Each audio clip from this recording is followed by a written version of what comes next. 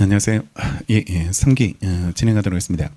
100점짜리 6회로 이렇게 진행해야 되고, 매년 그 했던 게 그 다음 주 그 8월 2일 종강인데 8월 9일 날은 2기 3기 문제, 그 2기 끝났을 때 했던 그 요점 사항들, 그런 것들을 그 2기 3기로 해가지고 한번 다시 한번 총정리를 또 할 테니까 그런 것들하고 2기 때 봤던 걸 끌고 가주는 게 되게 중요합니다. 그러니까 2기 때 어떤 걸 봤는지, 시험을 어떤 걸 그 중요하게 쟁점을 이래 삼았는지. 왜냐 그러면 우리가 순서대로 그 2기 때 그 가장 그 이 파트에서 중요한 걸 먼저 봤거든. 소치야, 뭐 변론 종결로 승계인, 일부 청구에 대한 기판력, 이런 것들을 먼저 본 상황이니까 일단은 그게 우선순위에 놓고요. 그 다음 문제도 나올 수 있기 때문에 오늘 뭐 제소금지도 한번 써보고 채권자 취소권도 한번 이래 처리해보고 소치에 대한 플랜 B로 청구 일락도 한번 풀어보는 그런 문제가 이래 되게 되니까 그런 형태로 이래 그 접근해 나가니까 그런 2기 때 봤던 것, 이런 것들을 계속 끌고 나간다, 이런 마음으로 그때 내가 시험을 뭘 봤는지 이런 것들을 그 놓치지 않도록 그런 것들이 이래 중요하게 되고, 암기 그 2기 암기 사항은 반드시 외우셔야 돼요. 그 내용들은 외우고, 오늘 그 일본에서 제소금지가 이래 출제됐는데 작년 그 불이익 변경 금지 원칙이 이 스타일로 나왔어요. 그러니까 쟁점은 25점짜리가 아닌데 근데 일반론을 써줘야지 25점치가 이래 채워질 수 있도록 이래 출제됐고, 작년도 보시면 그 불이익 변경 금지 원칙 그 쟁점 하나 10점짜리 사례 하나 넣어놓고 30점으로 출제됐거든. 그러니까 불이익 변경 금지 원칙 나머지 내용들이 다 나왔어야 되고, 그런 걸 쓴 사람이 고득점을 갖더라. 이 시험에서 이래 고득점을 받았으니까, 만약에 그렇게 쓴 사람이 오히려 저점을 받았다면 이렇게 강의 안 해요. 그러니까 오히려 쟁점만 쓰자 이렇게 강의했을 건데, 그렇게 써달라고 자꾸 채점자가 요구하니까요. 그러니까 쟁점 하나 내놓고 30점 이런 형태로 이래 출제하고 있으니까 일반론을 좀 써줄 줄 알아야 됩니다. 일반론을 채워줄 줄 알아야지 이래 될 테니까 그런 스타일로 보고, 요 일문은 재작년에 우리 왜 그 상기항변과 관련해 가지고 그 중복 소송하고 기판력하고 출제된 적 있잖아요. 재작년에 이래 출제된 적이 있는데, 그때 그 변호사 시험에서 하나 더 출제됐거든. 하나 더 그 요게 판례가 세 가지 쟁점으로 출제됐어요. 세 가지 쟁점으로 판결이 나왔는데 상기항변을 내놓고 그 중복 소송이 되는지, 그다음에 기판력 저촉인지, 마지막 논점이 제소금지도 저촉이 제소금지의 적용을 받을지, 상기항변을 항소심에서 처리해 버렸을 때 제소금지 그 적용을 받는 것으로 평가될지가 세 가지가 그 하나의 판례에서 논의가 됐고, 변호사 시험은 그 세 개를 다 냈습니다. 이 판례에서 다뤘던 세 가지 쟁점을 다 그때 당시에 다 출제했는데, 노무사 시험은 두 개만, 그 중에서 그 상기항변과 그 중복 소송 기판력 두 가지 쟁점만 재작년에 이래 출제했던 그런 문제라서, 이게 마지막 남은 쟁점이어서 좀 빼기가 좀 부담이 돼서 한번 풀어보는 겁니다. 제소금지는 단문으로 한번 나왔고 사례로 또 나올 것 같아요. 사례로 한번 이래 출제될 것 같으니까 문제 배점을 잘 보시고, 오늘처럼 25점으로 나왔다면 일반론을 조금 더 써주고, 일반 짠해 가지고라도 어떤 그 유추해서라도 그 특히 그 당사 동일 그 동일과 관련해서 승계인 이야기가 나오거든. 승계인 이야기, 특정 승계인을 과연 동일 당사자로 볼지, 동일 당사자로 볼지가 이런 문제 되는데, 우리 판례는 무조건 당사자로 봐. 그러니까 일단은 판례는 특정 승계인을 동일 당사자로 보고 권리 보익을 달리한다라고 해서 그쪽에서 탈락시켰거든. 탈락시켰는데 이시훈 교수님은 야, 이걸 그 동일 당사자로 볼 필요가 뭐 있을까? 그래서 알고 승계받았다, 소치했다는 걸 알고 승계받았다는 게 아니라면 그때는 동일 당사자로 보지 말자라고 해서 이시훈 교수님은 당사자 동일에서 탈락시켜버리자, 이렇게 그 논의가 이래 나오게 되거든. 그러니까 그런 이야기를 좀 추가해가지고 승계인 이야기, 그러니까 이런 것들은 우리 그 구전 동화처럼요, 옛날 이야기처럼 이게 당사자 동일에서 승계인 이야기가 들어가고, 그리고 일반적으로 당사자는 같아야 되는데 달라도 동일 당사자로 취급되는 게 우리 그 기판력 미치는 경우, 그 대표적으로 기판력 미치는 경우가 선정 당사자와 선정자의 관계처럼 제3자 소송 담당, 그때는 바로 기판력이 미치고, 제3자 소송 담당인데 바로 기판력 미치지 않는 경우가 대위 이야기입니다. 그러니까 대위에서는 바로 기판력이 미치는 게 아니고 채무자가 대위 소송을 알았을 때 그때 동일 당사자로 이래 취급받거든. 그러니까 그런 이야기 쓰는 겁니다. 오늘 당사 동일에서 그런 이야기. 그러면 두 번째 소송물 동일, 소송물을 뭘로 봐야 돼? 구의론, 신의론. 구의론은 실제법상 권리를, 실제법상 권리가 같아야지 소송물이 동일하다라고 보는 거고, 신의론에서 그 실제법상 권리는 공방이 불가거든. 공방이 불가하니까 실제법상 권리를 이래 동일한 거 이런 것들은 그냥 법률적 관점이나 공방의 차이에 이래 불가하다 이런 이야기. 이런 이야기고 그다음에 특이한 거 여기에서는 권리 보이기 같아야 되는 건. 그래서 왜 우리 원고가 이래 소유권 침해를 이유로 해서 소송을 하고 재침해를 하지 않는다. 침해를 그만두니까 소차를 해줬는데 다시 재침해하는 거 이런 것들이죠. 이런 것들은 다시 다툴 수 있도록 해줘야 돼요. 항소심에서 소차했다 할지라도 권리보익을 달리할 때 권리보익을 달리해서 그래서 어떤 약정을 해서 항소심에서 소차를 해줬는데 약정을 불이행했다든지 해제돼 버렸을 때 그러면 약정을 이행하지 않았으니까 또 다툴 수 있도록 해줘야 되거든. 그러니까 그런 이야기 써주면 돼. 권리보익 동의를 그런 이야기를 추가해서 정리하면 되고 이거 특이하게 왜 본안에 관한 종국 판결 선고 후 소치화됐을 때 그때만 제소 금지되는데 본안 판결이 선고돼야 됩니다. 그러면 반대말 뭐 해야 돼? 본안 판결 아닌 게 뭐지? 2단계 소송 판결. 소송 판결에 뭐 있어? 종료선언 소각화 이런 것들이 소송 판결이 이래 되고 그다음에 본안 판결 종국 판결 선고돼야 돼. 종국 판결이 선고되고 나서 소차해야 돼요. 그러면 종국 판결 선고 전에 소차했을 때 그때는 적용 안 돼. 그러면 그걸 모르고 법원이 강가하고 본안 판결했다 할지라도 그때는 제소 금지가 이래 적용되지 않는다라고 이렇게 보면 되고 그다음에 여기서 결정적으로 끌고 올 수 있는 거 하나 있죠. 항소심에서 교환적 변경 얘기. 항소심에서 교환적 변경됐을 때 그러면 항소심에서 교환적 변경되면 이게 소차 성격이 들어가거든. 소차 성격이 들어가게 되니까 뜻밖의 제재가 생겨. 그러면 이런 거 모르고 항소심에서 교환적 변경했다가 다시 재변경을 하려고 하면 이게 뜻밖의 제재 때문에 안 되잖아요. 그러면 법원에서 뭐 해줘야 돼? 성명권을 통해서 이걸 알고 있는지를 주시시킬 필요가 있게 이래 된다는 거 그런 이야기 그런 이야기가 이래 충통하면 되고 효과 소극적 소송 요건 소극적 소송 요건이니까 직권으로 조사해서 소각과 판결하면 된다는 거 그리고 실제법상 권리도 사라질까 실제법상 권리도 제소 금지가 해당돼 버리면 실제법상 권리도 없어질지 그런 이야기가 나오게 되는데 실제법상 권리는 영향 없고 그지 그냥 소송만 못할 뿐인 거지 실제법상 권리에는 영향을 주지 않는다 이런 걸 민법에서 자연 채무 이렇게 부르기도 하는데 그런 이야기 써줘도 되고 뭐 안 써줘도 이래 상관없는 그런 문제가 이래 되니까 이런 거 힘들까요? 이런 것들을 연상해 가지고 이 제소 금지라는 게 이런 것들을 의미하게 이래 된다는 거 이거 조심해야 될 게 조문 찾기가 쉽지 않습니다. 제소 금지는 좀 왜냐하면 제소 금지로 돼 있지 않거든. 그러면 뭘로 찾아야 돼? 소차 효과. 소차 효과로 이래 찾을. 그러니까 소차를 외워놔야 돼. 소차를 외워놔야지. 그러니까 이런 것들을 찾아 들어갈 수 있게 이래 되는 거고 이 문제에서 쟁점은 항소심에서 그 상기항변을 철회했거든. 상기항변을 철회했는데 이걸 소체한 거와 동일하게 볼 수 없을지 상기항변 철회한 걸 1심에서 상기항변을 제출했고 항소심에서 상기항변이 철회된 사례거든. 철회된 사례인데 이 상기항변 철회를 소체한 것처럼 취급하면 소체한 것처럼 이래 취급하면 그러면 상기항변도 이게 기판력이 생기는 항변이거든. 항변 중에서도 기판력 생기는 항변이기 때문에 소체와 동일시할 수 없을까 이 말입니다. 소차와 동일시할 수 없을까? 그러니까 항소심에서 본안에 관한 종국 판결 선고되고 나서 소차하면 제소금지라는 제재가 따라붙게 되는데 근데 상기항변을 철회했을 때도 이걸 소치한 것처럼 취급해가지고 똑같은 효과, 제소금지라는 효과를 줄 수 없을까 이 말입니다. 이 판례에서 다퉈진 게 그래서 철회한 것을 소치한 것처럼 취급해가지고 동일시해서 제소금지를 적용시킬 수 있을지가 이런 문제됐는데 결정적으로 소치하고 철회하고 차이점 동의입니다. 그러니까 소치하는 상대방 동의받고 하는 거고 이게 그 소송 제기 자체가 소급적으로 소멸된다는 게 그게 소치의 특징이 이래 되는데 철회할 때 동의 필요 없어요. 동의 필요 없고 이거는 수동 채권의 존재를 전제로 해서 예비적 항변으로 제출했기 때문에 언제든지 처리할 수 있죠. 언제든지 처리하는 거 이런 것들은 가능하게 이래 되게 되니까 이걸 제소 금지와 소체와 동일시할 수는 없다는 거. 이 판례 결론이 이래 되게 되니까 그거 써주라는 이야기, 그거 쓰라는 이야기가 일반 내용에서 나오게 이래 되게 됩니다. 그러니까 여러분들이 이 차를 잘못 오해하면 내가 공부를 다 해야지만 만약에 모든 문제를 풀 수 있고 노동법부터 해가지고 모든 문제를 공부한 문제만 풀 수 있고 공부하지 않는 문제는 풀지 못한다.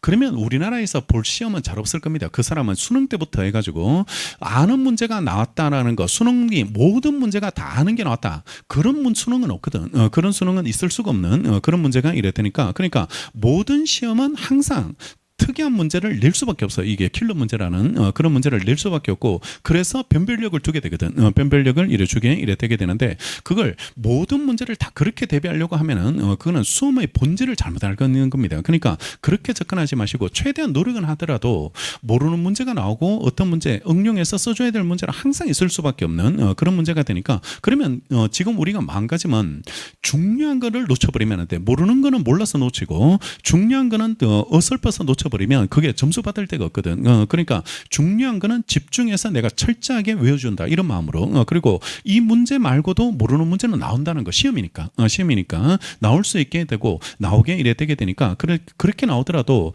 어떻게든 법학은 유기적으로 엮여서 돌아가게 되거든. 유기적으로 엮여서 돌아가니까 비슷한 걸 유추해서 쓸 수 있는 문제가 나온다고, 문제가 있게 이래 되니까 그렇게 한번 정리해보고 3기 때 그런 마음으로 따라가야 돼. 안 그러면 이 많은 분량을 감당이 안 돼요. 이게 감당을 못하게 되는 그런 문제가 되니까, 감당이 안 돼서 내가 이건 1년에서는 안 되겠구나.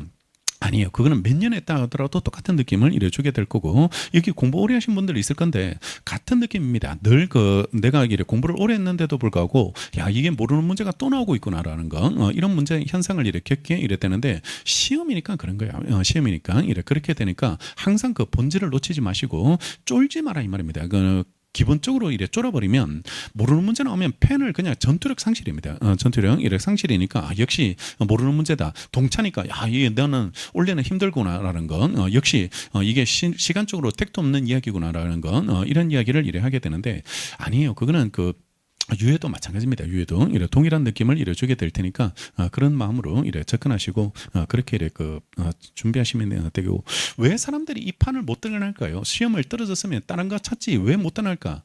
이게 너무 아쉽거든요. 너무 아쉽다. 그때 내가 조금만 더 참았으면, 그리고 내가 조금만 더 정신을 차리고 하나라도 더 외웠으면 썼을 건데, 재수금지 내가 그걸 왜 못 썼을까? 그리고 충분히 쓸 수 있던 이야기, 승계인 이야기 이런 것들 조금만 더 생각했다면 교환적 변경 이야기 끌고 올 만한데, 그걸 왜 내가 참지 못하고 그걸 왜 그만뒀을까? 이런 후회, 이런 것 때문에 돌아오는 겁니다. 이런 것 때문에 못 떠나는 겁니다. 떠날 수 없게 되고, 그리고 또 현격하게 떨어지면 떠나. 그러니까 10점 차이로 막 떨어진다든지 뭐 이렇게 되면 이거는 내 길이 아니거든요. 내가 택도 없는 이야기니까 떠나야지, 다른 걸 찾아야지 이렇게 되게 되는데, 왜 못 떠나냐 그러면 모든 사람들이 1점 차, 2점 차, 3점 차 거기에 다 몰려 있거든. 0.1점 차 뭐 이런 식으로 해서 몰려 있게 이래 되게 되니까, 그러니까 못 떠나는 거예요. 그러니까 드리고 싶은 말씀은 현격한 차이가 생기는 게 아니다. 왜냐하면 네가 못 외우면 남들도 못 외우는 거거든. 못 외우게 이래 되겠는데, 근데 나만 못 외운 것처럼 생각돼. 왜냐하면 비법되거든. 나는 비법되고 또 뭐 동차했거든. 또 동차했고 또 뭐라더라? 막판 집중력이 자기가 안 좋았대. 막판 집중력이 자기가 원래 수능 때부터 막판 집중력이 좋지 않았다. 막판 집중력 좋은 사람 누가 있니? 막판 집중력까지 유지되는 사람은 또 대한민국에 누가 있는지 모르겠네요. 그러니까 그런 느낌을 자꾸 이래 생각하다 보니까, 그러니까 자꾸 못 버티는 거예요. 못 버티고 딱 떠나버리고 물러서 버리게 이래야 되거든. 그러니까 될 수 있는 걸 자꾸 놓치는 겁니다. 될 수 있는 걸 그런 것들을 놓치지 않도록.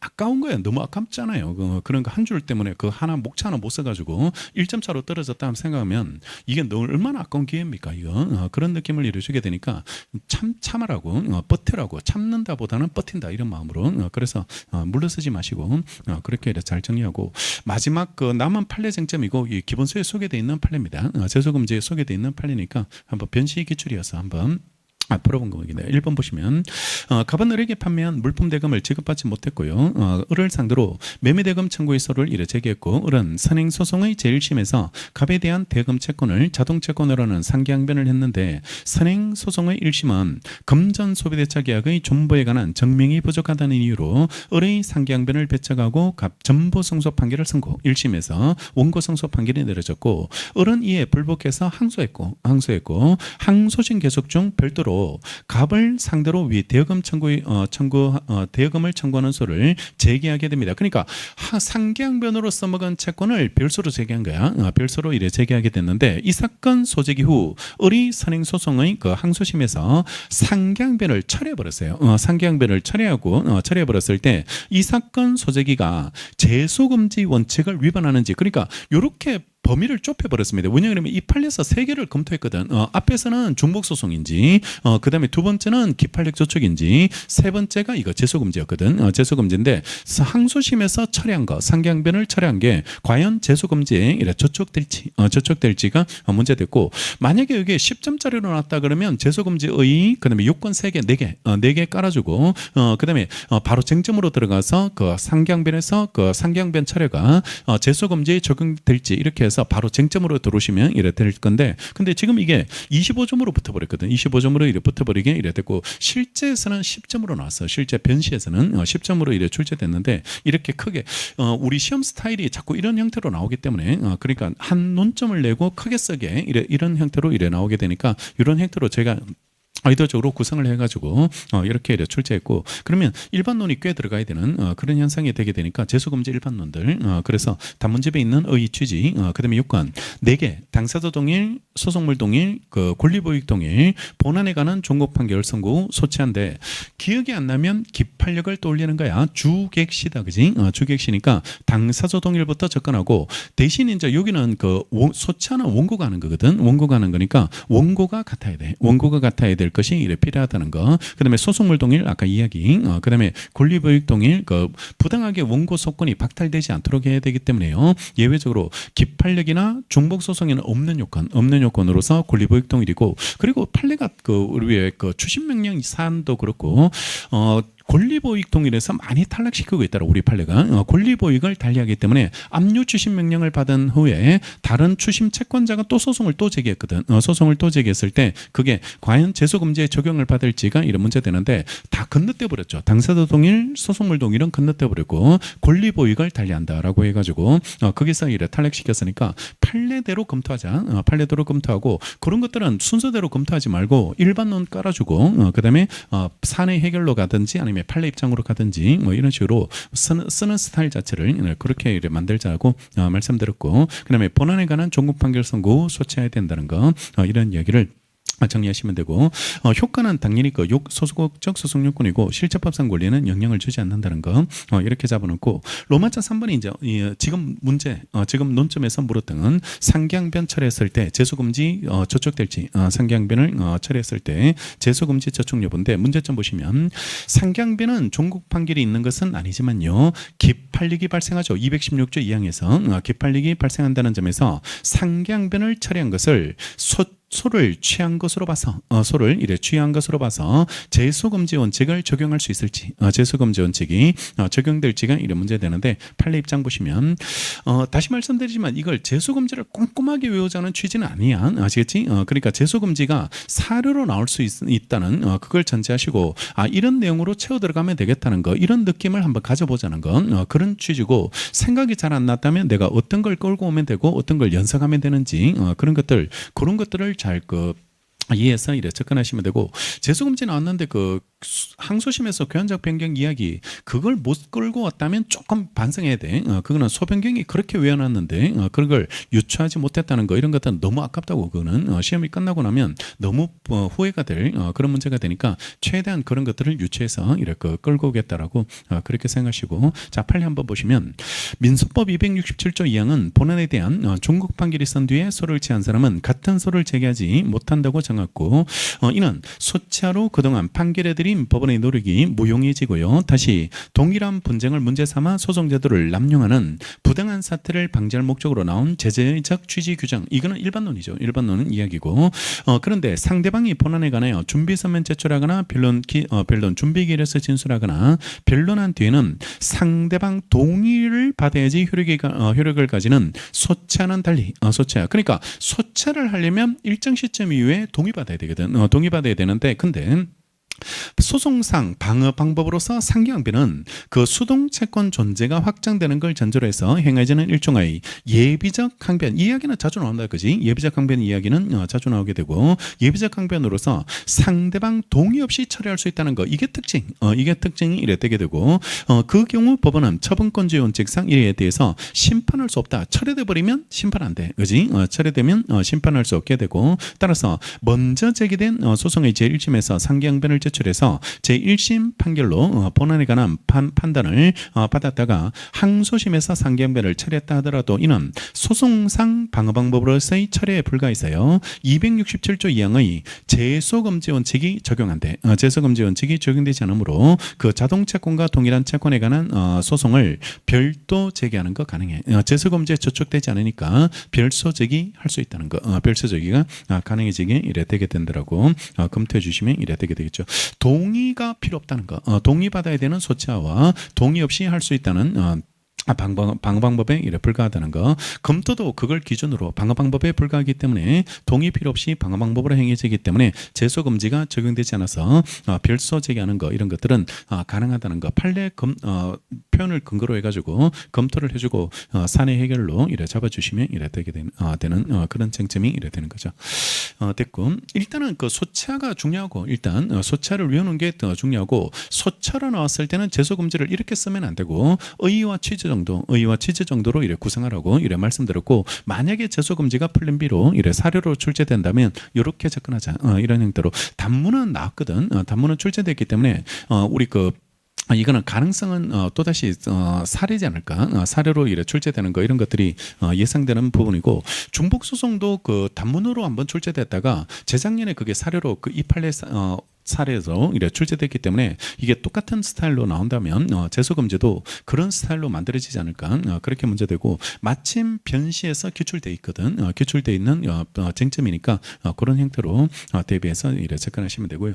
일단은 그리고 25점이 1문이면 이 2문보다는 이 1문을 많이 써야 되겠다 이런 느낌을 가지셔야 되고, 2문이 15점이고 3문이 10점이잖아. 10점이면 2문을 조금 더 내용을 좀 더 채워줘야 되겠다. 그러면 2페이지 반, 3페이지 가까이, 3페이지가 15점이니까 한 페이지당 한 5점이다 이런 느낌인데 100%딱 맞게 채우기는 힘들고요. 넘을 수도 있고 모자랄 수도 있어. 모자랄 수 있는데 얼추 그 정도 채워주겠다라는 느낌으로 그렇게 이래 생각하시고, 일반론을 조금 더 써줘야 되겠구나라는 건. 그래서 문제 배점을 잘 봐. 문제 배점 얼마짜리로 이래 출제됐는지 이런 것들을 잘 보고, 조금 더 이 문제가 조금 더 양이 많아져야 되겠다는 건 이런 것들을 좀 생각해서 그렇게 이래 접근해서 이래 답안 작성이 이래 되어질 수 있도록 그래 보시고, 실전에 가서 이게 당황스러울 때가 있습니다. 갑자기 이게 조금 더 많이 쓸 수 있는 건데 작게 나왔다든지, 아니면 조금 더 적게 나온 내가 그 많이 쓸 수 없는데 적게 나와버렸다든지, 뭐 크게 나와버렸다든지 이렇게 되면 그게 맞춰서 써야 돼. 이게 쓸 수 있는 거라고 해서 그 배점하고 상관없이 막 쓰겠다 이러면은 그게 작살나는 겁니다. 이게 시험에서 채점자한테 그걸 보여주는 겁니다. 내가 우왕좌왕하고 있다는 건 이런 거를 보여주게 되니까 쓸 수 있지만 작게 나왔다면 더 줄여버려라. 더 줄여버리고, 쓸 게 없지만 크게 나왔다 그러면 뭐라도 끌고 와서 양을 좀 채워주겠다 이런 마음으로 그런 느낌으로 이렇게 보고, 실전에서 이런 걸 잘해야 돼. 실전에서 이거 다 준비해놓고 그냥 아무 생각 없이 막 쓰고 있다든지 이러면 큰일 납니다. 큰일 나게 되니까 이런 거 배점 보고 그런 것들을 침착하게 한번 그 답안 작성이 되어질 수 있도록 하고, 어디든 연결돼 있다. 어디든 연결되고 밑도 끝도 없이 막 출제되는 문제가 이런 게 잘 없다. 아무 논점하고 전혀 상관없는 문제들 이런 거하고 그렇게 구성되기는 진짜 힘들게 이래 되고, 조문이라도 있을 거다. 조문이라도 있게 이래 될 테니까 어디든 연결돼 있을 테니까 어디서 비슷한 거 받지 않았을까 이런 마음으로 그런 거 보고, 지금부터 책을 쭉쭉 읽어가. 그러니까 책을 쭉쭉 읽어갈 수 있도록, 그래서 정독보다는 여러 번 봐버려라. 여러 번 보면 그러면 다독이 될 수 있도록 그렇게 이렇게 책을 이렇게 꾸준히 계속 그런 느낌으로 보고, 10개라도 정확하게 외워놓으면 그러면 유추될 수 있는 게 꽤 생깁니다. 생기게 될 테니까 10개, 20개라도 좀 정확하게 좀 외워놓으시면 그걸 가지고 이제 종잣돈으로 해가지고 굴려나간다 이런 마음으로 그런 느낌으로 답안 작성을 이래 해 들어가시면 되겠죠. 2번요. 이런 거 논탈하면 되게 아까워. 2번 같은 거 이런 것들은 너무 쉬운 문제인데 논탈하면 이거 거의 다 쓸 수 있는 내용이야. 해설 보면 쓸 수 있는 문제들이 되게 되니까 이런 것들은 절대로 놓치지 말자. 그러니까 시험에서 일단 기본은 2번 같은 거 놓쳐서는 안 된다는 건 이런 것들이 가장 기본이 이랬대요.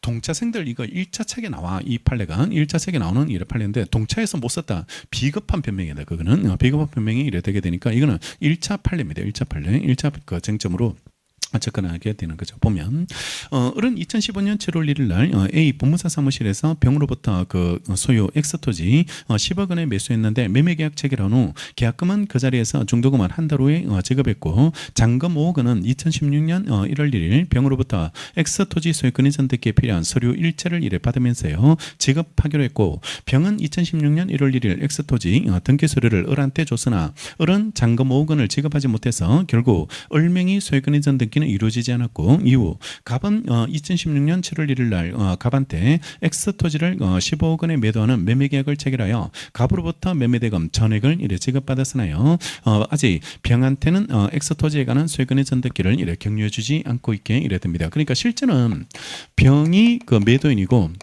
이걸 을이 사와서 지금 얘한테 다시 팔고 전매해가지고 이렇게 팔려고 하는데 얘는 지금 매매대금을 다 줬어. 매매대금을 다 줬는데 여기서 지금 등기가 넘어오지 않아가지고 지금 넘겨주지 못하고 있게 이래 되니까 결국 답답한 사람은 매매대금 다 준 얘가 답답하게 이래 되니까 갑이 을에 대해서 갖고 있는 소유권 이전 등기 청구를 보존하기 위해서 을이 병한테 갖고 있는 소유권 이전 등기 청구를 대위하는 사례가 이래 됩니다. 밑에 딸락이 갑은 2018년 4월 1일 날 엑스토지에 관해서 를 대위해서 병을 상대로 이게 나오면 자동적으로 법적 성격이 떠올라야 돼. 항상 대위 보면 법적 성격을 바로 이래 떠올릴 수 있도록 법정 소송 담당이라는 건 그걸 바로 기획할 수 있도록 하시고 2015년 7월 1일자 매매를 논의로 하여 을에게 소유권 이전 등기 절차 이행을 구하는 소를 이래 제기했고 2018년 4월 15일 을에게 이 사실을 통지하게 이래 됐고요.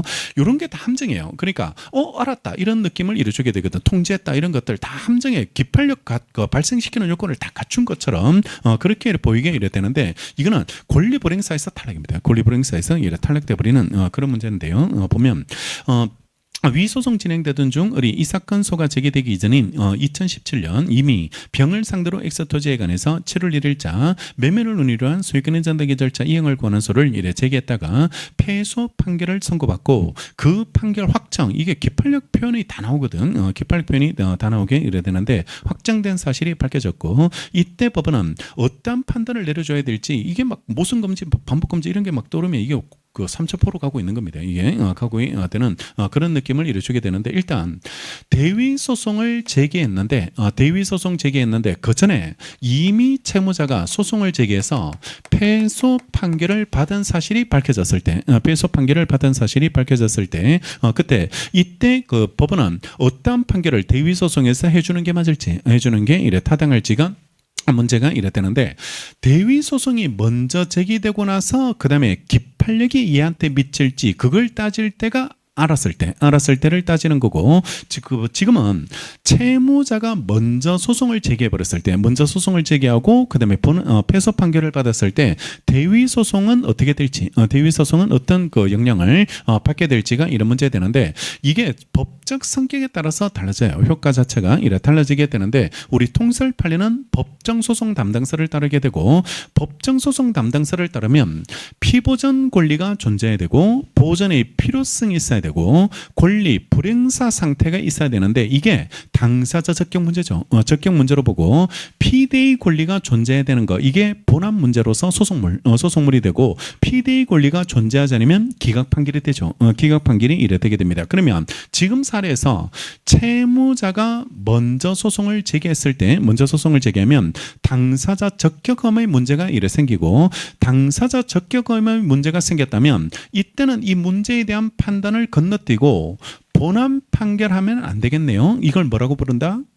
요건심리 선순위성이라고 부릅니다. 요건심리 이래 선순위성이라고 이래 부르게 되고 요건부터 먼저 해결하고 확실히 하고 난 다음에 본안으로 넘어가야 돼. 본안으로 넘어가야지 이래 되게 되니까 이게 기각이 될 수 없는 겁니다. 기각이 될 수 없고 법정 소송 담당서를 우리 판례에 따르면 부적법각하로 배척될 것이라고 평가하시면 되고, 가장 중요한 것은 법적 성격입니다. 법적 성격을 언급해야지 이게 각하로 이어질 수 있게 이래 되게 될 테니까 법정 소송 담당서를 따르고, 법정 소송 담당서를 따랐을 때 요건 4가지로 잘랐을 때 1번, 2번, 3번은 적격 문제고 요건 문제로 이래 처리되고, 소송물이 4번 피대의 권리가 소송물이 이래 되고, 로마자 3번이 채무자 의뢰 패소 판결 확정이 어떤 효과가 미칠지가 이런 문제 되는데, 1번 권리 불행사 요건 연결입니다. 권리 불행사 요건 연결로 처리가 이래 되게 되고, 우리 판례도 당사자 적격 험결로 봤죠. 적격 험결로 이래 평가하게 이래 됐고, 지금 사안도 적격 험으로 이래 평가돼서 부적법각가로 배척되는 당하는 그런 사례로 처리하시면 이래 되게 되는 거죠. 자, 됐고, 그다음에 마지막 3번 보시면, 의사갑에 대해서 의료사고에 따른 손해배상 채권을 이런 것 놓치면 정말 아까워요. 이게 그 본시험이다라고 생각하면 대위소송 문제가 나왔는데 이게 정말 그 기나 고등이나 아는 문제 아닐까 이런 느낌을 주는 이런 문제를 혼자 놓쳤다 이런 생각이 들기 때문에 이게 정말 데미지가 어마어마합니다. 이거는 정말 어마어마한 느낌을 주게 되고, 발표할 때까지 그 자괴감이라는 거는 진짜 어마어마할 겁니다. 어마어마하게 이래 되게 돼서 정말 만약에 혹시나 결과가 좋으면 상관없는데, 만약에 결과가 안 좋아버리면 이거 놓쳐가지고 떨어졌다 이런 생각이 들어버리는 그런 문제가 되니까, 진짜 충격이라는 거는 정말 그 굉장히 큰 문제가 이래 되게 되니까, 이런 거 놓치면 안 돼. 이런 급의 문제들, 이런 급의 문제들, 뭐 청구 변경이니 뭐 소치하니, 우리가 왜 예상 문제로 이래 꼽고 있는 피고 경쟁이니 뭐 이런 것들 있잖아요. 그러니까 이런 것들 놓쳐가지고 내가 문제를 못 풀었다든지 뭐 그런 현상이 생기지 않고 눈탈했다든지 이런 것들이 생기지 않도록, 그러니까 막판에 가면 갈수록 중요한 거 놓치지 않겠다 이런 마음으로 중요한 거를 내가 틀려서는 안 되겠구나라는 거.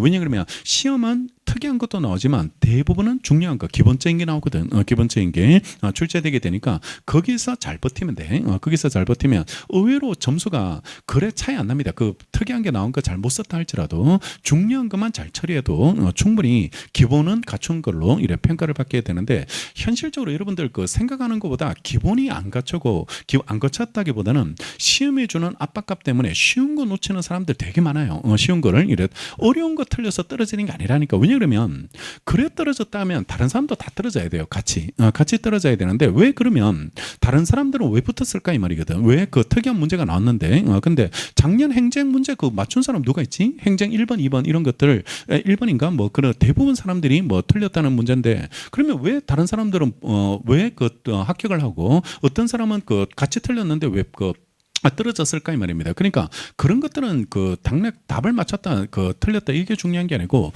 풀이 과정에서 차이가 나는 겁니다. 이게 차이가 나게 이래 되니까 답은 거의 다 틀렸다 그러던데, 그러니까 그런데도 합격했는 사람 60점 넘은 사람들 이런 사람들이 이래 나오게 이래 되는데, 그런 걸 놓치지 말라고 아시지? 그러니까 특이한 게 맞춰서 합격하겠다 이래 생각하지 말고, 아는 거 중요한 거 안 틀려야 되겠다 이런 마음으로 합격해야 돼. 이런 마음으로 이래 합격해야지 되게 될 테니까 그걸 잘 생각해. 잘 생각하시고 그런 것들을 이래 잘 기억하시면 되겠습니다. 시험을 처음 공부하면 다 그런 생각이, 저도 마찬가지였습니다. 특히 뭐 사시험 처음 2차 준비할 때 똑같은 생각했대. 그때 그 이야기했죠. 그때 내가 예상 문제로 찍었던 게 출제 안 되고 사법 시험이 폐지돼 버렸다고. 사시가 이래 그때 찍었던 예상 문제가 출제가 안 되고 사시가 폐지됐더라고. 폐지가 이래 돼 버렸으니, 그러니까 그만큼 특이한 걸 찍는 거야. 그만큼 그때도 뭐 내가 볼로 찍은 게 아니라니까. 그러니까 뭐 그때 그 고시반에서 그 교수님이 출제 위원으로 들어갈 예상 교수님이었어. 예상 교수님이고 중간 기말을 냈다고. 그분이 가장 좋아하는 테마야. 박사학인가 뭐 이런 걸 썼다나 뭐 박사 논문을 썼다나 뭐 이래 가지고, 그러면 그분 들어가지. 그다음에 그분이 박사 논문이지 뭐 이래 가장 애착하는 문제인데, 그러니까 막 너만 알고 있어라 뭐 이런 느낌으로. 그래서 고시반에서 도는 그런 문제를 이래 외워 가지고 이래 준비하고 있는데, 사법 시험이 사라졌어요. 사법 시험이 그게 나오기도 전에 사시가 이래 사라지는 그런 문제가 되는데, 그런 거 몰라도 채무불이행 불법행위 그거 잘 알면 그때도 붙었다고 사람들은 이래 붙게 되는데, 그런 걸 잘 못 쓴 겁니다. 떨어진 사람들은. 그러니까 그런 느낌을 이래 주게 되니까 앞으로 정리할 때도 그런 걸 잘해. 노동법도 마찬가지고 그런 거 틀리는 경우 많아요. 그리고 쉬운 거. 그리고 왜 틀렸냐고 물어보면 내가 잠시 뭐 착각을 하는 바람에 뭐 이런 이야기를 하게 되는데, 그런 거 없애야 돼요. 그런 거 없애야지 시험을 쉽게 붙는 거지. 그런 게 자꾸 잔실수가 생기면 뭘 하나 빠졌다든지 판례 하나 빼고 썼다든지 아니면 뭐 요건 하나를 빼뜨렸다든지 뭐 이런 실수를 없애라고 이런 거 없애면 그러면 그걸로 붙습니다. 그걸로 이래 붙게 될 테니까 그런 걸 잘 생각하고 그렇게 이래 공부하시면 되는 거죠. 특이한 것 때문에 절대로 안 떨어진다. 내가 장담할 건데 그건 너한테만 특이한 게 아니기 때문에 그것 때문에 절대로 떨어지진 않을 거다 이 말이죠. 자, 3번 의사갑에 대해서 의료사고에 따른 손해배상 채권을 가지고 있는 병은 갑을 상대로 조정 신청을 하면서요. 적극적 손해 중 기형의 치료비 1억 원을 청구하고 향후 치료비는 유사 판례에 근거해서 개별 항목별로 금액을 산정해서 총 1억 원을 청구하되 향후 소송 시 신청 함정 결과에 따라서 확장하여 청구한다는 취지를 밝히고 그러니까 일부 청구하면서 그지? 일부 청구하면서 나머지 추가 청구할 수 있다는 뜻을 청구 취지 확장할 뜻을 유보하고 또한 위자료 1억 원 이제는 뭐가 떠올려야 되냐 그러면 손해삼분설은 나는 절대로 놓치지 않겠다는 건 이걸 놓치지 말고 그러니까 항상 내가 거기에 맞춰서 검토한다는 건 우리가 이기 때 거의 그걸 빼뜨려 버렸다고 손해삼분설을 빼뜨려 버리고 검토하기 이랬댔는데 항상 기본 손해삼분설 따로따로 소송물 별개니까 따로따로 검토해 준다는 거 이 문제 나오면 그게 교훈입니다. 그게 교훈이 떨어지면 이래 되고 그것 때문에 학원에 와서 이래 연습하는 거 연습하게 이래 될 테니까 그런 취지고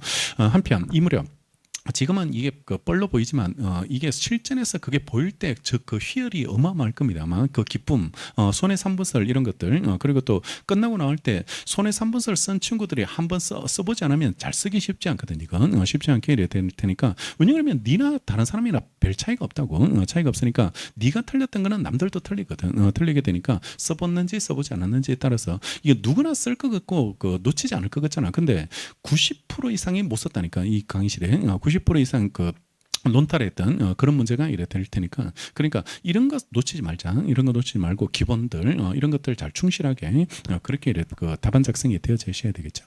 한편 이 무렵 갑은 친구 을과 통모했어요. 우리 갑을 상대로 갑세요 부동산에 관하여 점유 취득시효 완성을 이르러 소유권의 전대기 절차 이행을 권한소를 이래 제기해 들어갔고 자 다시 읽으면서 취득시효 이런 데 밑줄하면 큰일 났어 그 사람은 그러니까 여기가 민법 시간이 아니야 민법 시간이 아니니까 취득시효 이런 거하고는 전혀 상관없는 문제야. 그러니까 그런 데 꽂히면 안 돼. 그러니까 여러분들 시험이 민법 쟁점으로 출제했는 시험은 한 번도 없어. 그리고 어디에 잘 꽂히냐 그러면 근로자로 많이 냅니다. 시험을 민사소송에서는 근로자로 많이 출제하게 이래 되니까 아무 상관없는 표현이에요. 아무 상관없는 이래 표현이니까 뭐 부당해고를 다투려고 뭐 이런 식으로 뭐 들어가는데 끝났습니다. 어제 노동법은 어제 끝났기 때문에 오늘 뒷북 치지 마시고 어제 한을 오늘 한번 풀어보겠다 이렇게 생각하면 안 돼. 노동법에서 못 썼던 그런 이야기를 민수에서 한번 환풀이 하겠다. 그게 골로 가는 겁니다. 골로 가게 이래 되게 되니까 그런 거 전혀 건드리지 말고 건너뛰는 거야. 건너뛰고 아무 이 개소리다라는 거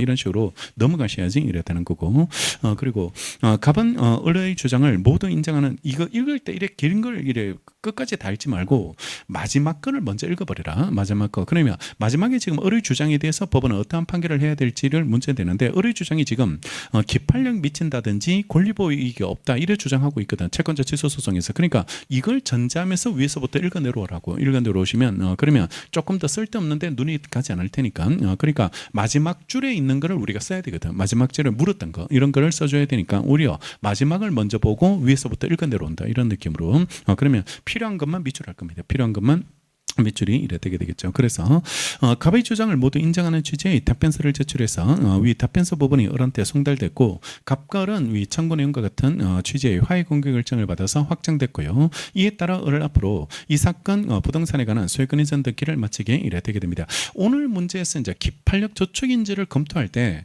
화해 공개 결정이 기판력 소송상 화해와 동일한 재판상 화해와 동일하기 때문에 기판력 220조에 따라서 기판력이 발생했다는 거 이런 거 한 줄 들어가면 되게 좋을 겁니다. 그런 거 일단 전수에서 기판력이 생겨야지 저촉 문제를 따지게 될 거 아니에요. 저촉 문제를 이래 따지게 되니까 이런 것들도 이제 기판력 저촉 발생 여부 이런 것들을 간단한 목차로 하나 잡아서 추가할 수 있는 거 추가할 수 있는 그런 쟁점이 되는 그런 문제죠. 그냥 판결 받고 확정됐다 이러면 그냥 기판력 문제로 바로 가면 되는데 이런 것들은 화해로 나왔거든. 화해로 나왔는데 화해가 과연 기판력 기판력 발생할지 화해 공고 결정도 기판력이 생기는 걸로 볼 수 있을지 그러니까 짧게 써야 돼. 이런 걸 주저리 쓰면 안 되고 그냥 짧게 쓰고 그냥 220조를 근거로 해서 화해와 동일하니까 기판력이 생긴다는 건 이렇게 검토하고 그다음에요.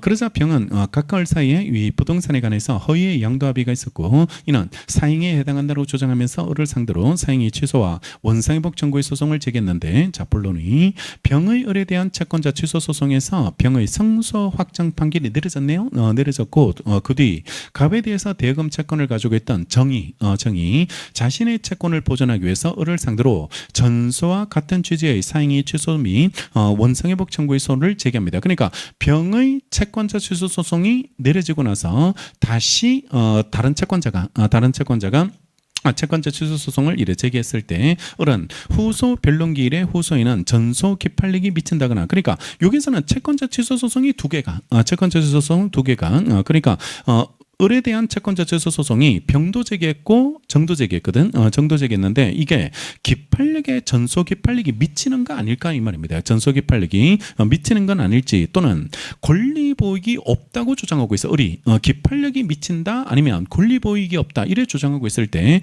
을의 주장이 타당할지 그러면 우리는 두 개 검토하면 되겠네. 기판력 미칠지 하나 또 하나 권리 보익이 없다라고 볼 수 있을지 하나 이렇게 따로따로 로마자 2번 로마자 3번 목차가 새롭게 잡힐 필요 없어. 그냥 로마자 2번 기판력 로마자 3번 권리보익 이렇게 따지고 로마자 2번 기판력 미치면 뭐부터 봐야 돼?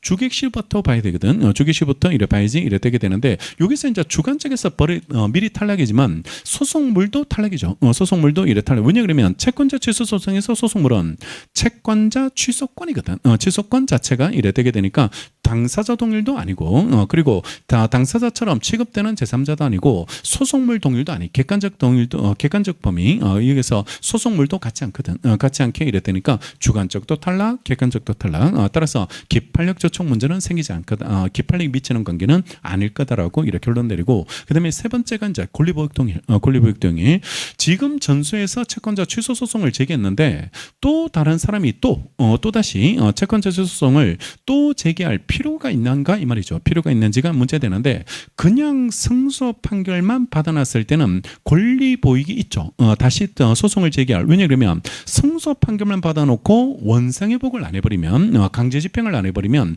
강제 집행을 하게 만들 강제할 방법이 없거든. 강제할 방법이 없으니까 그러니까 승소 판결만 받아놨을 때는 다시 채권자 취소를 할 권리 보익이 존재하고 그러면 언제 없어지냐 그러면 원상회복이 끝났을 때는 권리보익이 사라지게 되는데 오늘 문제는 원상회복 이야기가 없습니다. 원상회복 이야기가 없다. 그러면 이때는 경우의 수를 두 개로 원상회복이 됐을 때 되지 않았을 때 이렇게 나눠가지고 그래 검토해도 되고 아니면 없으니까 그냥 원상회복 안 됐을 거다라고 원상회복 됐다는 말이 없으니까 그러니까 아직까지 다시 다툴 필요성은 있는 거죠. 권리보익은 존재한다라고 쪼개서 써도 되고 잘라서 이래 원상회복 얘기가 없으니까 그러니까 원상회복 됐을 때 되지 않았을 때 이렇게 나누어서 이렇게 검토해 주시면 이래야 되는 거죠.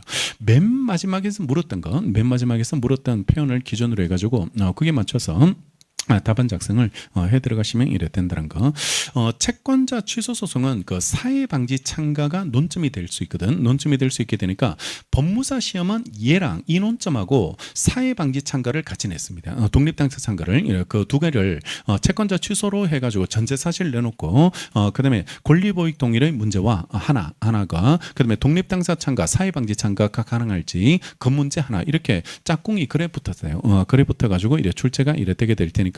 그런 논점도 만들어질 수 있게 이래 되니까 같이 문제로 이래 출제될 수 있으니까 같이 대비하시고 기판력처럼 보이는데 오늘은 기판력 저촉 문제가 생기지 않는 건 그런 문제들 대위 문제 채권자 취소 문제 이런 것들을 이래 대비하시고 자 그다음에 단문 두 개인데 청구 일락은 얘는 한번 준비하고 가는 게 맞을 것 같아. 소치하면 너무 꽂혀 있어버리면 일락에 나왔을 때 이게 굉장히 당스럽게 이래 되고 여기 중요한 쟁점들이 꽤 들어가 있습니다. 일락에도 중요한 쟁점이 이래 들어가 있게 이래 될 테니까 이렇게 일락의 쟁점도 한번 대비하고 일락을 준비했으면 화해로 나오더라도 똑같이 써. 아시겠죠? 법적 성격을 이걸 그냥 소송행위 썰 따라버리고 그래서 여기서 검토했는 대로 판례가 타당하다. 법조문에 따라서 그 소송행위 썰로 이래 처리되고 그리고 항상 민소법에서 법적 성격 따지는 이유 법적 성격을 왜 따져? 민사소송에서 법적 성격을 따지는 이유는 다투는 방법이야. 다투는 방법. 다투는 방법들 그런 것들 때문에 이런 것들이 이래 달라지게 이래 되게 됩니다. 여러분들 소치하고 소치하 계약하고 다르죠. 소치하는 소송행위 이견도 없어. 그거는 견해 대립도 없이 소송행위로 이래 보게 되는데 소치하 계약의 법적 성격은 뭐지? 소치하 계약의 법적 성격 사법행위설, 사법행위설, 항변권 발생설이잖아요. 그러니까 소송상 합의에서 왜 항변권 발생설에서 항변할 수 있도록 소치하 계약이 있었다는 거. 우리 항변상 원래 소송 요건은 직권으로 조사하는데 예외적으로 당사자 항변을 기다려서 고려하는 거. 첫 번째 임의관할은 당사자 항변을 기다려서 고려하고 두 번째 소치하 계약입니다. 소치하 계약이 항변을 기다려서 고려하는 항변권 발생설이 이래 되게 되고 그러면 소치하 계약은 사법계약이고 사법행위고요. 사법행위고 그중에서 항변권을 행사할 수 있도록 항변권 발생설을 취하게 되는데 그러면 소치하 계약이 사법계약의 성격을 가지고 있으면 민법 가지고 다툴 수 있습니다. 민법과 차고 취소 가능하게 이래 되고 소치하는 절대로 안 돼. 소치하는 소송행위이기 때문에 민법을 가지고 다툴 수 없고 소치하에 대해서 다투고 싶으면 어떤 사유가 있어야 돼? 재심 사유가 있을 때 그때 재심 사유에 들어가는 하자가 있을 때만 다툴 수 있는 거고 절대로 민법상 하자로는 못 다투. 그래서 차고 사경박 이런 걸로는 학폭 그 변호사 이야기 한 20분 한 것 같아. 그러니까 그 사건들에 대해서 민법 가지고 다툴 수 없는데 소치하 계약으로 나오면 이게 성격이 바뀐다고. 성격이 바뀌게 되니까 그러니까 차고 취소 이런 걸로 다툴 수 있다는 거. 1차 공부하신 분들 그 판례 봤을 겁니다. 차고 공부, 차고 취소 이런 것들 1차 민법에도 이래 다루게 이래 되니까 소치하 계약하고 구별하고 그러니까 법적 성격에 따라서 다투는 방법들 이런 게 달라지는 거야. 달라지게 이래 되게 될 테니까 그러니까 여기 청구 일락의 법적 성격은 이견 없이 통설 판례가 소송행위로 보거든. 왜냐 그러면 220조와 460조 명문의 규정에서 220조에서 기판력 생긴다고 돼 있고 461조에서 준재심으로 다투라고 돼 있거든. 준재심으로 다투라고 돼 있으니까 입법에서 그냥 법에서 규율을 하고 있잖아요. 소송법에서 규율을 하고 있으니까 그러니까 요건 효과가 다 소송법의 규율을 받으니까 소송행위설로 본다고. 소송행위설로 이래 보게 이래 되게 되니까 그러니까 이걸 잘 잡아야 돼. 그래야지 민법상 하자가 있을 때 이걸 다툴 수 있을지 청구 일락을 하고 나서 내가 사기를 당했다든지 착오에 빠져서 내가 청구 일락을 피고가 청구 일락을 잘못했을 때 이거 취소할 수 있습니까? 이런 문제가 나왔다면 그게 법적 성격에 따라서 달라지거든. 법적 성격에 따라서 차이가 생기게 이래 되고 통설 판례가 소송행위설을 따르고 있으니까 재심 사유가 있을 때만 다툴 수 있습니다. 재심 사유가 있을 때만 다툴 수 있고 민법상 하자로는 못 다툰다 이런 이야기를 검토하시면 되고 화해를 그렇게 몰고 가버리라고 화해를 그렇게 몰고 가서 그런 느낌으로 검토해서 그렇게 처리하시면 되고 요건은 아까 말씀드린 대로 당사자에 관한 요건인데 당사자 소송행위니까 소송 능력이 있어야 되고 그지? 소송 능력이 있어야지 이래 되고 여기서 항상 나오는 이야기가 공동소송 이야기 나오지 않나? 필수적 공동소송에서 따로따로 일락할 수 있을까? 이런 이야기가 이래 나오게 이래 되게 되는데 전원이 합의를 확정 때문에 전원이 할 것이 이래 필요하게 이래 되고 독립당사 참고도 똑같죠. 독립당사 참고도 그 두 사람이 지금 원고 피고가 일락을 하더라도 한 명이라도 다퉈버리면 효력 발생 안 돼. 얘네들도 합의락장의 문제가 되고 그다음에 의사무능력자 이야기 이거 새로 신설된 거 그지? 새로 신설된 의사무능력자의 경우에 특별대리인이 일락할 때 그때는 법원이 결정으로 불허할 수 있는 경우도 있다는 거 그런 것들이 명문으로 들어왔고 소송물에 관한 요건은 요게 그 소치하고 차이점이 이제 변론주의 적용 영역에만 일락이 되고 소치하는 직탐도 돼. 행정에서도 소치하는 되는데 포기일락 화해 이런 것들은 변론주의가 적용되는 영역 여기에서만 적용되게 이래 된다라고 이래 평가하시면 되고 그다음에 소송요건 구비돼야 될지 소송요건이 구비돼야 될지가 문제가 이래 되는데 이것도 소치하고 이래 다르게 여러분들 일락하면 당연히 일락했을 때 효과가 청구 인용이거든. 청구 인용 본안 판결과 같은 요건입니다. 그러면 요건 응결됐는데 일락할 수 있을까? 이런 문제가 나오면 요건 문제가 또 건너뛰네, 그지? 건너뛰게 이래 되게 될 테니까 요건 응결이 있으면 무조건 일락의 효과가 생겨서는 안 되고 소각하로 끝나야 돼. 선순위성, 선순위성에 따라서 그런 이야기가 이래 처리되고 그다음에 청구의 적법 여부 이런 것들이 그 법률효과가 선량한 풍속에 사회질서에 이래 반하는 것이 아닐 것이 필요하면 되고, 자 2번 이거 잘 봐자. 예비적 청구를 대상으로 일락하는 거, 이건 무효입니다. 예비적 청구를 대상으로 일락하는 거, 이런 것들은 무효가 이래 되게 되는데, 예비적 청구는 주의적 청구의 당부를 먼저 판단해서 이유 없을 때만 심리할 수 있는 거죠. 심리할 수 있게 이래 되는 거고, 그것만 분리해서 일부 판결은 안 되죠. 일부 판결은 항상 예비적 청구 외에 원고가 예비적 청구했다는 이유는 혹시나 주의적 청구가 기각되거나 각하될 걸 대비해서 예비적 청구를 했는데, 근데 예비적 청구를 먼저 판단해서 일락으로 끝나버렸다면, 이런 것들은 주의적 청구를 먼저 판단하고 이유 없을 때 넘어가야 되는 그런 문제를 위반한 게 되거든. 위반한 게 이래 되게 될 테니까 이런 문제 때문에 허용되지 않게 이래 되는데요. 다음 페이지 관련 문제 먼저 보실게요. 그 다음 페이지 이래 관련 문제 로마자 6번. 그러니까 결의를 이걸로 처리해서 상관없던 문제고, 이거 이기 때 이걸로 쓰자라고 한번 이래 말씀드린 적이 있게 이래 되는데, 자 봐. 1심에서 원고가 주의적으로 A, 예비적으로 B 이를 청구했는데, 1심 법원이 주의적은 기각했고 예비적은 인용했어요. 예비적은 인용하게 됐는데, 여기에 대해서 피고만 항소, 피고만 항소했을 때, 항소심에서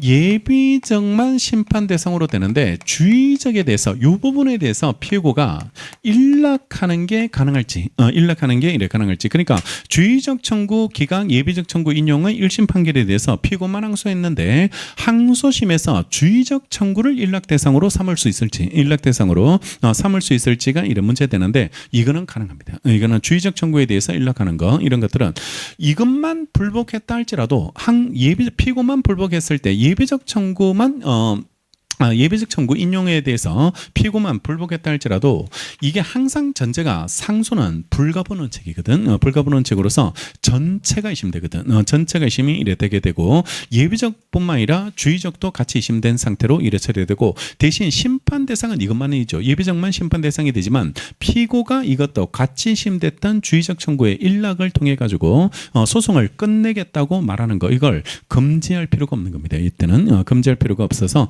주의적 청구, 심판 대상이 되지 않는 주의적 청구에 대해서 일락하는 게 가능하게 되고, 요 이야기가 그 왜 사례집에 소개돼 있다고 이런 말씀드렸었고, 사례집에 나오는 이야기인데, 일락이 단문으로 나오면 이걸 써주자고, 이래 관련 문제로 이래 처리해 주자고 말씀드렸고, 해설에 맨 마지막에 넣었어요. 그래서 그냥 결어 쓰고 끝나도 되는데, 오히려 이런 쟁점이 비교 차원에서 더 중요하지 않을까. 그러니까 주의적 청구, 예비적 청구에서 예비적 청구에 대해서 일락하는 거, 이건 안 되고, 이거는 예비적 청구는 주의적이 이유 없을 때만 판단하는 거기 때문에 예비적 청구에 대한 일락은 안 되는데, 주의적 기각, 예비적 인용에 대해서 피고만 항소했을 때 항소심에서 주의적을 일락하는 거, 이거는 가능해. 이거는 가능할 수 있게 되게 되니까 판례가 인정하고 있으니까 관련 쟁점으로 기억해 두시면 이래 되게 되는 거죠. 로마자 6번에 관련 문제 논점이고, 문제점은 주의적 청구 기각, 예비적 청구 인용의 1심 판결에 대해서 피고만 불복하여 2심은 불복하면 2심은 예비적뿐만 아니라 주의적도 의심되지만 심판 대상은 되지 않죠. 주의적은 심판 대상은 이래 되지 않는데 피고가 일락할 수 있을지가 이 문제 되는데, 판례 볼까요? 제1심 법원이 원고의 주의적 청구와 예비적 청구를 병합 심리한 끝에요.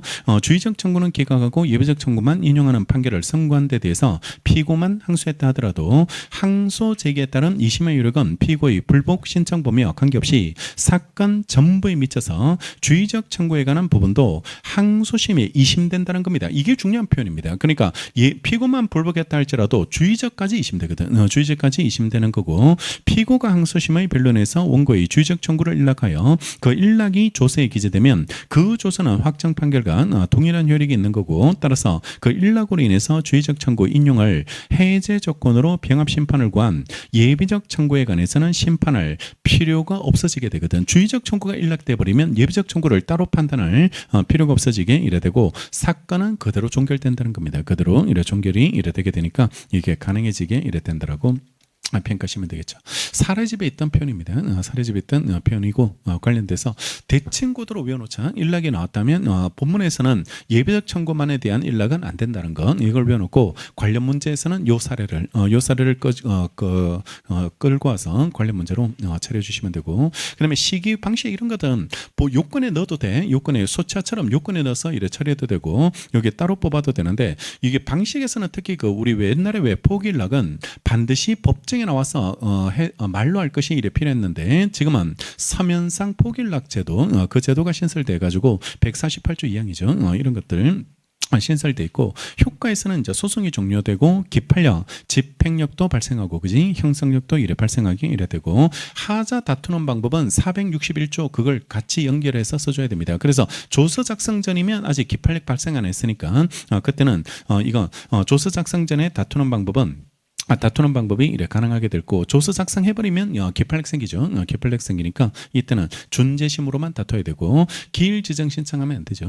기일 지정 신청으로 이래 다툴 수는 없게 되고 그다음에 청구일락을 해제, 채무불량으로 해제할 수 있는데 소송 행위서를 따르면 절대로 안 되고 이거는 있을 수가 없는 그런 문제가 이래 되고 관련해서 최근에 나왔던 판례는 일락이 실제법상 채무도 사라질지 실제법상 채무에도 영향을 주는 건지가 문제되는 같이 사라질지 채무까지 같이 사라지는 것으로 이래 볼 수 있을지가 문제되는데 항상 포기일락은 소송이 종료되는 겁니다. 소송이 종료되는 거지 제소금지 포기일락 이런 것들은 실제법상 권리에는 영향을 주지 않아요. 영향을 주지 않게 이래 되게 되니까 그런 것들 관련해서 처리해 주시면 됩니다.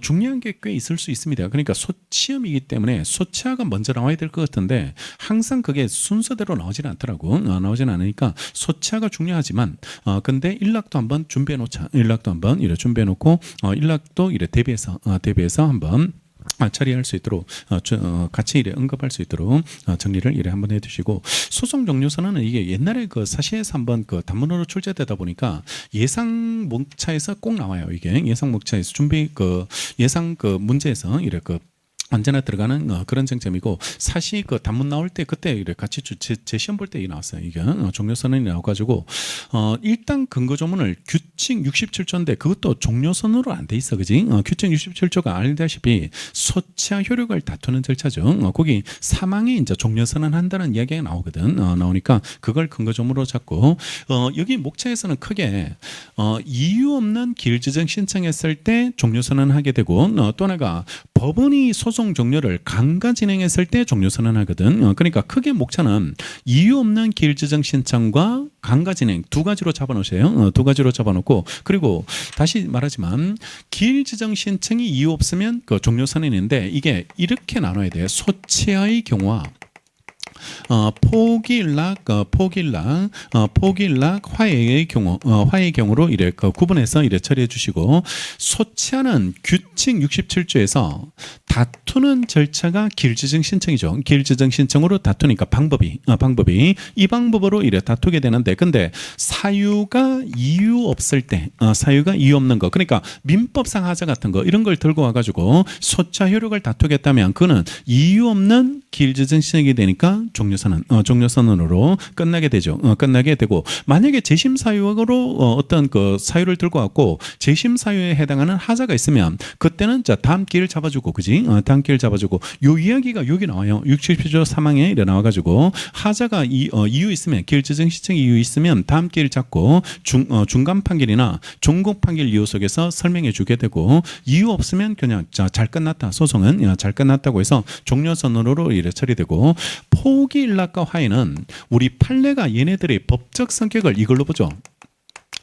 소송행위설로 이렇게 보고 있습니다. 그러면 소송행위설로 보는 우리 판례에 따르면 포기일락과 화해는 뭘로 다퉈야 돼? 준재심으로 다퉈야 되고 그러면 얘네들의 소송행위서를 따르는 판례에 따르면 기일지정 신청으로 다투게 된다면 방법 선택이 잘못된 거거든. 방법 선택이 잘못됐으니까 이거는 바로 그 종료선언으로 쓸데없는 방법, 준재심 아닌 방법으로 들고 왔기 때문에 이거는 종료선언으로 끝나게 되는데 예외적으로 포기일락과 화해도 기일지정 신청으로 다툴 수 있는 경우가 있죠. 이렇게 생각하면 돼. 재심은 언제 다툴 수 있어. 재심이 제기되려면 기판력 생겨야 돼. 그지? 기판력 생겼을 때 재심으로 다투는 거고, 기판력 발생 안 하면 그거는 재심 사유가 안 되죠. 재심 사유가 안 돼. 그러면 기판력 발생했을 때만, 유효하게 확정된 판결이 생겼을 때만, 그때만 기판력이 생기고, 기판력이 발생한 부분에 대해서 다시 다투는 게 준지심이잖아요. 그러면 기판력 발생하지 않는 경우 무효가 되고, 판결이 무효가 되는 거 우리가 이것밖에 몰라. 사망자 상대로 소재기했을 때 그게 무효거든. 따라서 무효에 해당하는 사유가 있으면 예외적으로 기일지정 신청으로 다툴 수 있다. 기일지정 신청으로 다투게 되고, 그러니까 무효 사유에 해당하는 하자가 없으면 그때는 준재심으로만 다투어야 되기 때문에 이걸로 제기하면 그거는 바로 이유 없는 기일지정 신청에 대해서 종료선언으로 끝나게 됩니다. 종료선언으로 끝나게 되니까 요 뉘앙스를 보여주면 돼. 요 뉘앙스를. 그러니까 소치하는 다투는 방법은 기일지정 신청이지만 사유가 이유 없으면 종료선언이고, 포기일락과 화해는 우리 판례가 소송행위서를 따르고 있기 때문에 준재심으로만 다퉈야 되는데, 기일지정 신청으로 다퉜다면 이때는 종료선언이 되는데, 딱 하나 예외적으로 당년 무효 사유가 있다면, 당년 무효 사유가 존재한다면 그 부분에 대해서는 기일지정 신청으로 다툴 수 있게 된다라고 이래 처리하고, 하나 더 추가하면 당사자 대립구조 소멸. 당사자 얘네 둘이 소송했는데 한쪽 당사자가 사망해버렸고, 사망했는 이 한쪽 당사자 지위를 얘가 상속받는 경우가 있게 이래 됩니다.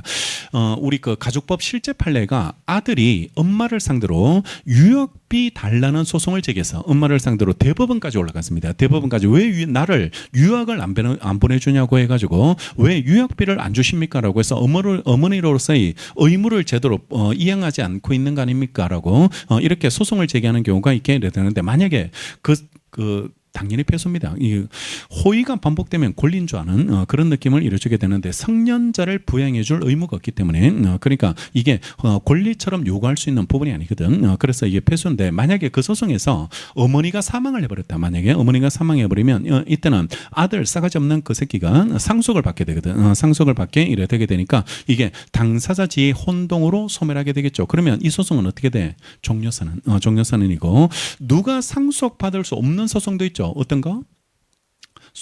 상속이 안 되는 소송.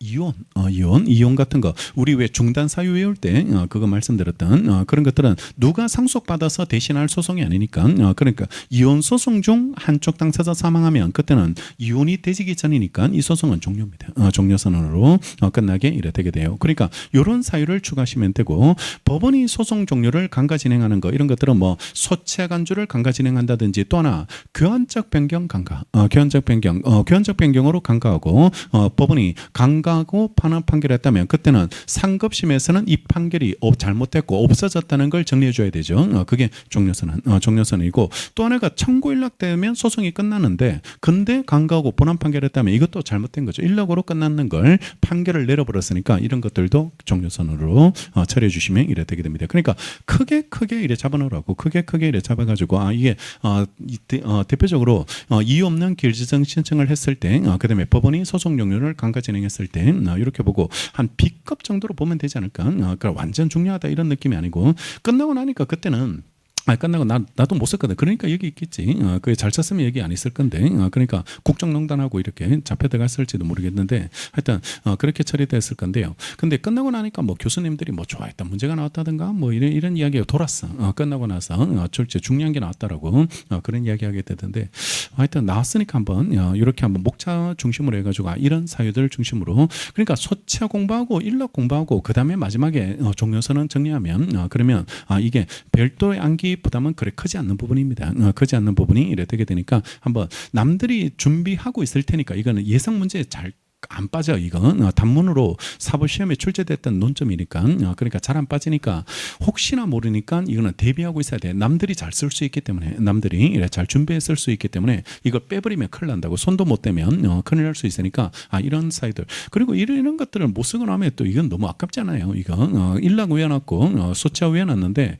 이런 거를 또 손도 못 댔다, 종료선언을 이래 손도 못 댔다는 거, 이것도 또 문제 있는 거 아닌가요? 이런 거 충분히 쓸 수 있는 그런 문제예요. 그러니까 원수는 오히려 해설 보면 이게 얼토당토하고 야 이런 게 그 내가 왜 못 썼을까 이런 느낌을 이래 주게 되니까 조금 더 쉽게 한번 접근해봐. 사례가 너무 복잡하게 나오고 막 그 정치학이래 그 길게 이래 나오니까 이게 내가 모르는 게 나오지 않았을까 이래 생각하지 마시고 마지막에 물었던 표현을 중심으로 해서 이래 접근하면 어디서든 봤을 수 있거든. 어디서든 이래 본 내용이 이래 나올 수 있게 이래 되게 될 테니까 그런 것들을 놓치지 말고 한번 꼼꼼하게 물러서지 마시고 그렇게 정리하시고 잠시 쉬었다가 그 조금만 더 정리하고 몇 가지 논점만 이래 알려드릴 교재 가지고 이래 알려드릴 테니까 10분 쉬었다가 이래 정리하도록 하겠습니다.